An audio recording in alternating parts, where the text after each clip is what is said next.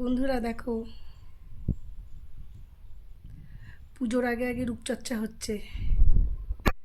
আর পার্লারে আমি যাব না কেন বলো তো? এখন যদি পার্লারে যাই, ভালো করে তো ফেসিয়াল করবে না। ওদের এখন হচ্ছে শুধু টাকা কামানোর ধান্দা। কোনো রকম করে ফেসিয়াল করে বের করে দেবে, টাকা নেওয়ার ধান্দা শুধু।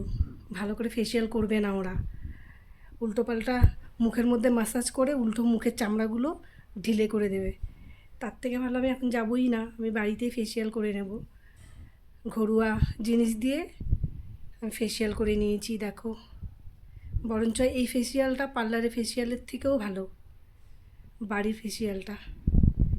তো দেখো আমি করে নিয়েছি, শুধু ভুরুটা দেখো কেমন মোটা হয়ে গেছে।